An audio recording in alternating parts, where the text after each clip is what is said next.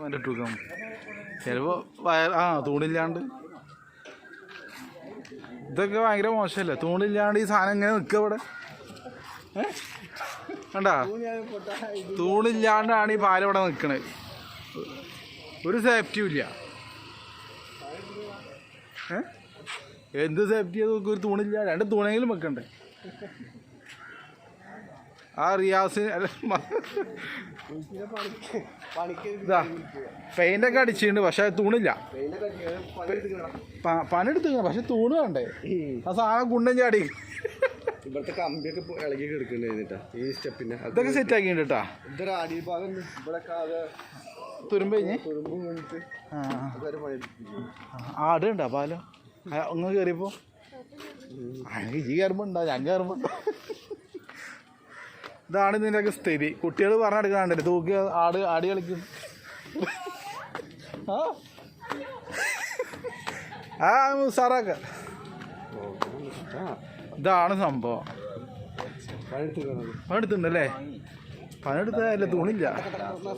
ഇതിന്റെ ഇത് ഇതിന്റെ തകരണ്ടല്ലോ, സെറ്റാക്കി. ഇതാണ് ഇതിൻ്റെയൊക്കെ അവസ്ഥ. കണ്ടാ പറയണ്ട.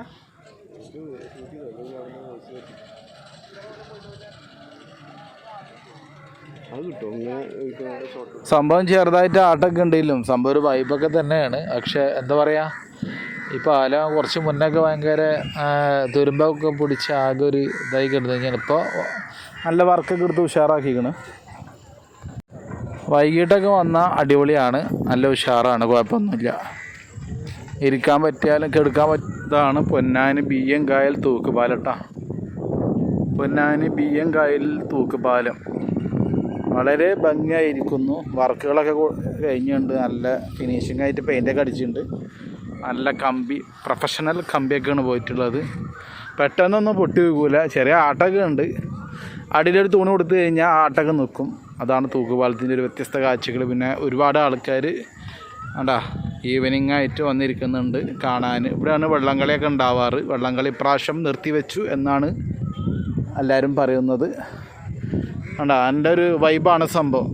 വൈകിട്ടൊക്കെ വന്നു കഴിഞ്ഞാൽ രസമാണ് സംഭവം കേട്ടോ. പൊന്നാനി BM കായൽ തൂക്കുപാലം, ചെറിയൊരു പള്ളി അപ്പുറത്തുണ്ട്. അടിപൊളി ഉഷാറായിട്ട് വെള്ളം ഇങ്ങനെ അങ്ങോട്ടും ഇങ്ങോട്ടും പോയിക്കൊണ്ടിരിക്കുന്നുണ്ട്. നല്ല ഒഴുക്കൊക്കെ ഉണ്ട്. നല്ല കപ്പിൾസൊക്കെ ആയിട്ട് വന്ന് അടിച്ചു പൊളിക്കാൻ പറ്റിയ ഒരു ടൂറിസം മേഖലയാണ് പൊന്നാനി BM കായൽ.